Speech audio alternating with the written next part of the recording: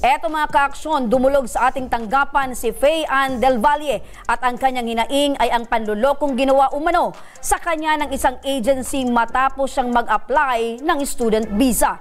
Reklamo ni Faye taong 2022 nang makunan siya ng mahigit 370,000 pesos na ang kanyang naibayad.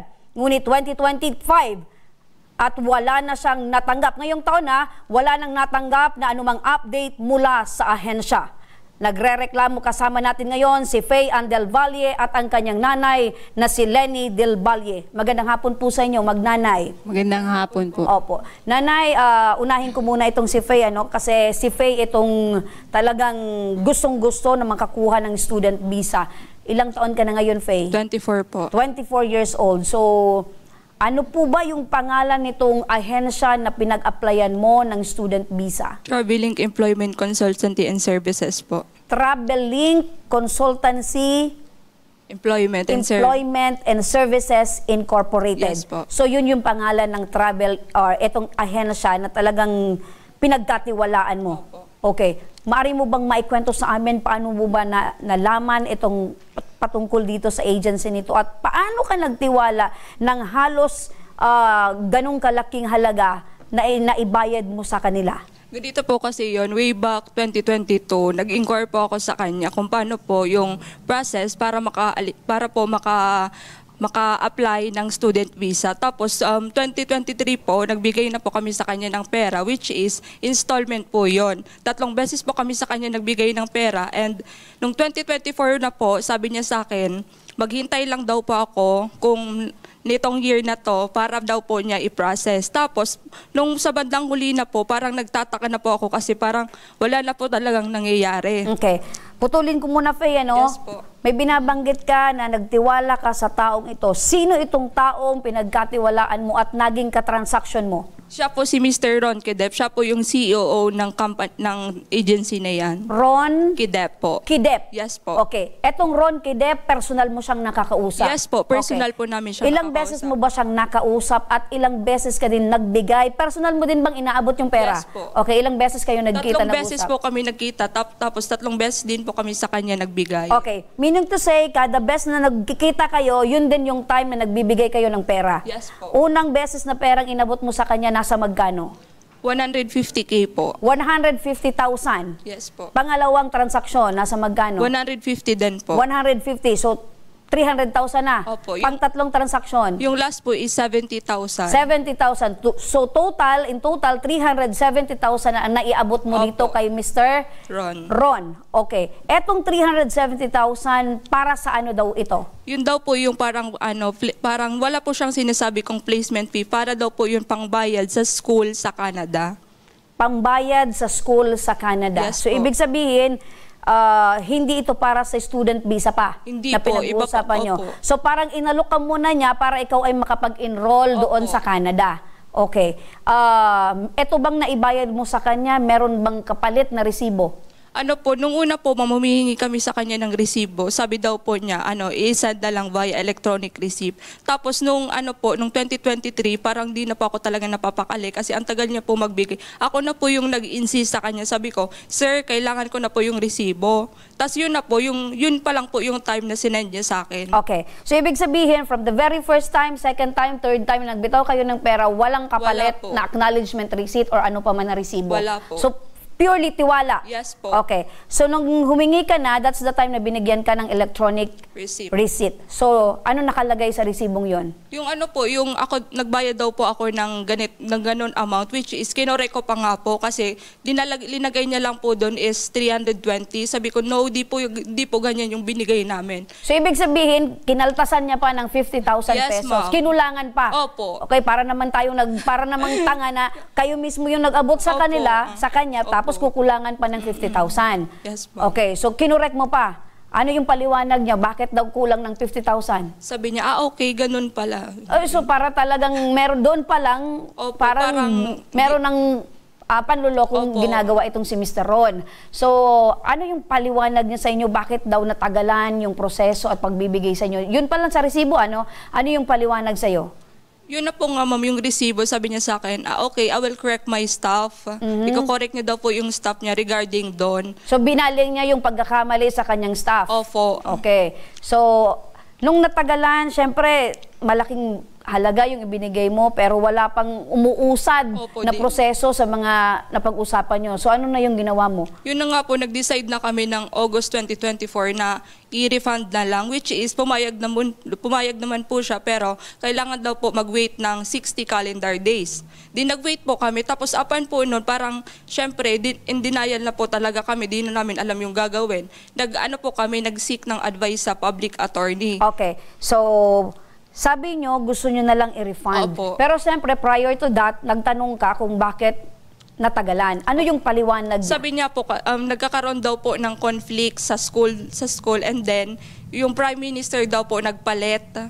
Oh, so nakarating pa sa Prime Opo, Minister. Alamin natin nga kung talagang nagkaroon ng pagpalit ng Prime Minister. Pero walang connection yun, di ba? Wala Kasi po, yung, kung ano man yung nagiging offer sa inyo, regardless kung ano yung naging sitwasyon ng bansang pupuntahan na yun, dapat doon siya mag-stick. Opo. Pero, matanong ko, kailan kayo last nag-usap patungkol dito na gusto mo na talagang i-refund yung perang yon? August 2024 po, which is last year lang. August 2024. So pumayag naman siya na Opo. i-refund. Pero may sinabi pa siya na after 60 calendar days. So naghintay kayo ng Opo, 60 days. naghintay kami. After that 60 days, ano nangyari? Wala po, nakita ko na lang bigla sa messenger ko na blinak na po niya ako sa Ayun. Facebook. So ibig sabihin, talagang walang transaksyon or walang nagiging proseso sa Wala po. nagpag-usapan po ninyo. Anong naramdaman mo nung blinaka na niya? Wala po, sobra akong nalungkot. Tapos at the same time, naawa po ako sa parents ko, which is pinaghirapan po kasi nila yun. So, alam mo na talagang yung parent mo, yung eagerness nila na makatulong sa iyo dahil pangarap mo ba talaga na mga ibang bansa? Opo, ma'am. Since childhood pa po talaga, sabi ko kapag nasa tamang edad na ko, pangarap ko talaga abroad. Nag-aral ka? Yes po. Okay, saan ka nag-graduate? Sa Divine po. Sa Divine. So, syempre, dahil ikaw ay may knowledge regarding sa mga lihitimo at mga hindi lihitimong agency, bakit hindi ka nag-seek ng mga information sa mga lihitimong ahensya? Like for example, syempre sa OWA, may mga Opo. list dyan ng mga travel agency talaga na pinagkakatiwalaan. Kasi ma'am, parang na-overwhelm na po kasi ako na yung mga assurance na sinasabi niya sa akin nung una pa lang na pag-inquire ko. Tapos di ko naman po expect na dadating kami sa ganitong sitwasyon. Okay. 370, itong perang ito ay mabanggit mo galing sa magulang mo, sa Yes nanay po. mo. Nanay. Tapos, Apo. Nay, ito pong 370,000, napakalaki pong Opo. halaga. Paano nyo po ito naibigay sa anak po ninyo? Talaga po bang pinag-ipunan din po ninyo o hard-earned money po ito, Nay? Yung iba, ma'am, pinag-ipunan namin. Konting negosyo. Kaya lang yung iba, ma'am, inutang ko sa bangko. Dahil yung una, parang sa tingin nyo, Nay, ay nakabigay na kayo ng paunang bayad. Gusto nyo po, Nanay, matapos na at Opo. talagang makaalis Actually, yung anak po ma'am, ninyo. hindi lang po yan ang gusto niya is 550,000. So kulang pa. So, Opo, po sa kulang ganito pa po, kami, ma'am. 370. Opo, kulang pa po yan, ma'am. Opo. So, talagang nag-strive po Opo. kayo hard na talagang maibigay po sa anak po ninyo. Po, ma'am. Pang-ilang anak po ninyo? Panganay po. Panganay. So, ang gusto nyo po talaga na ay yung pangarap po niya na makapag-ibang bansa at opo. makatulong po sa inyo ay mangyari. Kahit nga, sabi ko po, ma'am, hindi na sa amin, sa kanya na lang, para sa sarili niya na lang. Opo. Oo. Paano nyo nalaman po, Nay, na yung transaction po ni Faye dito po sa ahensyang ito ay wala pong nangyari at kumbaga naloko po siya? Actually po, ma'am, pag magbibigay siya ng pera, magkasama po kami. So, alam nyo po talaga, Opo. Kasi punot ma'am, dulo. maboka siya magsalita. Puro encouragement. Mahirap lang ako dati, nagtitinda ako sa palengke, ganito lang yung buhay ko. Kaya gusto ko makatulong sa mga tagaligaw. So yun po yung mga salita na iniwan po sa inyo Opo. kung kaya kayo po ay nagbigay ng Opo, tiwala na inganyo. opo. So hindi lang po yung anak po ninyo yung naloko, pati po kayo, Nanay. Opo. Opo. So, Tsaka ma'am, base din po ma'am sa mga naririnig rin ko, hindi lang po kami talaga. Mayroon pa pong iba. okay. So base po sa mga nalalaman po ninyo, hindi lang po ito unang beses na nangyari. Ito po nga anak po ninyo, kayo po ay naloko dahil meron po kayong nalaman na meron din iba. Ganito din po ba yung sitwasyon? Ganon din po siguro ma'am. Ano po yung naging epekto po dito po sa inyo? Stress Nay? kami, ma'am, pati yung asawa ko.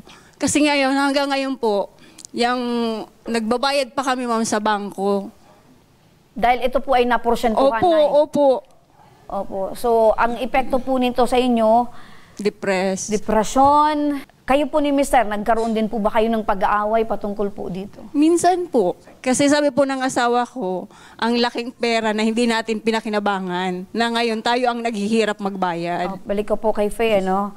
Faye, yung kagustuhan po ng nanay mo na talagang matulungan po kayo dahil yun din yung gusto mo talaga makapag ibang bansa at makapagtrabaho. Opo. Opo. Pero sa paraan ng student visa, grinab mo yung opportunity. Ngayon, natanong ko si nanay yung effect sa kanya personally sa iyo, Faye. Ganun din po at the same time ayoko po makita yung parents ko na nai-stress dahil po sa ganito nga na sitwasyon. Kung makakausap mo ngayon itong Ron, itong si Ron, ano yung gusto mong sabihin sa kanya? wala naman po kami ibang intensyon kundi ibalik niya lang po sa amin yung pera namin.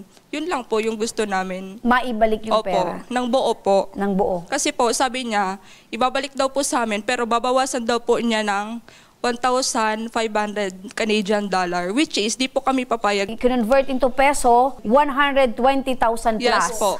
Okay. So, malaking pera pa rin na mababawas sa pera ninyo na hindi nyo napakinambangan na na-stress pa kayo dahil sa transaction at pangluloko niya. Pero kung hindi maibalik, ano yung plano mo ngayon?